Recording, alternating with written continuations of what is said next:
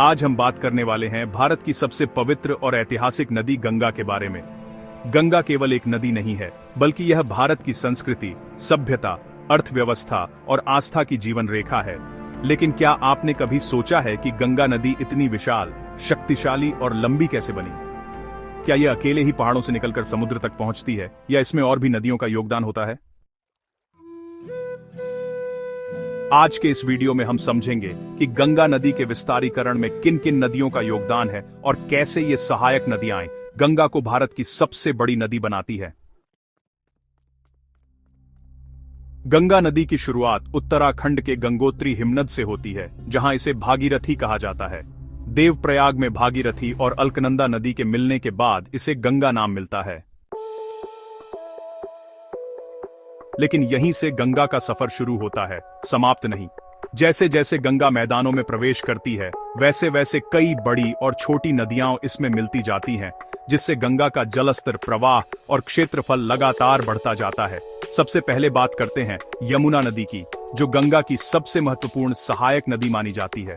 यमुना नदी यमुनोत्री हिमनद से निकलती है और उत्तराखंड, हिमाचल प्रदेश, हरियाणा, दिल्ली और उत्तर प्रदेश से होकर बहती है। प्रयागराज में यमुना गंगा से मिलती है। यह संगम न केवल धार्मिक दृष्टि से महत्वपूर्ण है, बल्कि भौगोलिक रूप से भी गंगा के लिए बहुत बड़ा योगदान है। यमुना के मिलने से गंगा का जल प्रवाह लगभग दोगुना हो जाता है और इसका प्रभाव पूरे उत्तर भारत में देखने को मिलता है। इसके बाद गंगा में मिलने वाली एक और महत्वपूर्ण नदी है रामगंगा। रामगंगा नदी उत्तराखंड के कुमाऊं क्षेत्र से निकलती है और उत्तर प्रदेश के मैदानी इलाकों से होकर गंगा में मिलती है। यह नदी उत्तर प्रदेश के कृषि क्षेत्रों को सिंचाई प्रदान करती है और गंगा में पानी की निरंतर आपूर्ति बनाए रखती है। रामगंगा के कारण गंगा का विस्तार पश्चिमी उत्तर प्रदेश तक मजबूत होता है। गंगा की एक और प्रमुख सहायक नदी है घाघरा, जिसे सरयू नदी भी कहा जाता है। घाघरा नदी तिब्बत के मानसरोवर क्षेत्र के पास से निकलती है और नेपाल से होकर भारत में प्रवेश करती है। यह गंगा की सबसे लंबी सहायक नदी है। घाघरा नदी जब गंगा में मिलती है तो गंगा का स्वरूप और भी विशाल हो जाता है।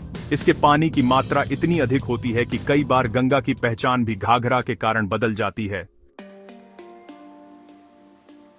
पूर्वी उत्तर प्रदेश और बिहार में गंगा के विस्तार में घाघरा का योगदान अत्यंत महत्वपूर्ण है। इसके बाद गंगा में मिलने वाली एक और बड़ी नदी है गंडक। गंडक नदी भी नेपाल के हिमालयी क्षेत्र से निकलती है और बिहार में गंगा से मिलती है। गंडक नदी हिमालय से भारी मात्रा में जल और उपजाऊ मिट्टी लाती है, जिससे गंगा के मैदान अत्यंत उपजाऊ बनते हैं।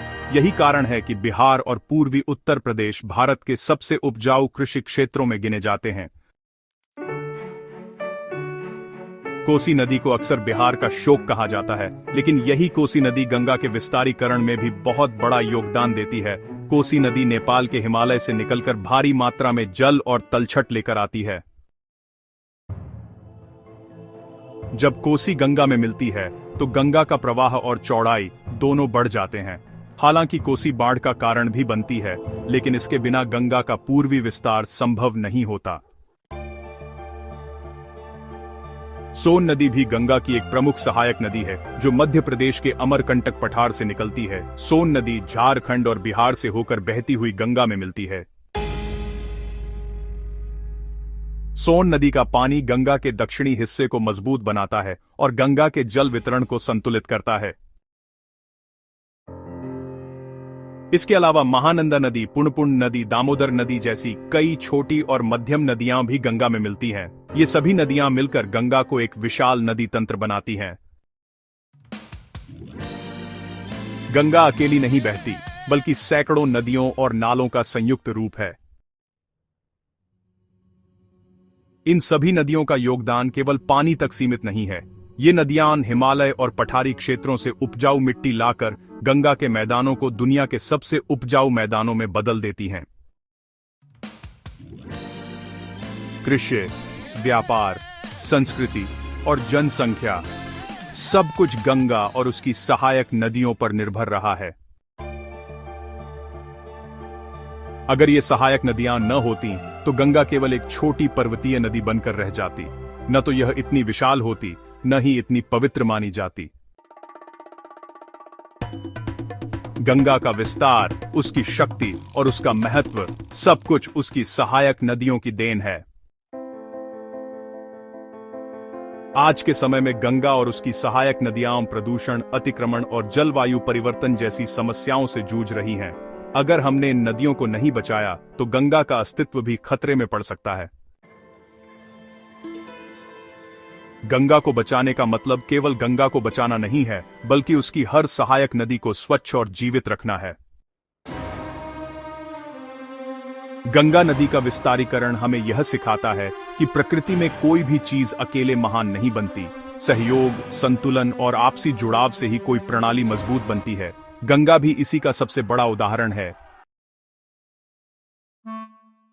अगर आपको यह जानकारी पसंद आई हो तो वीडियो को लाइक करें, शेयर करें और चैनल को सब्सक्राइब जरूर करें। हम फिर मिलेंगे एक और रोचक और ज्ञानवर्धक विषय के साथ।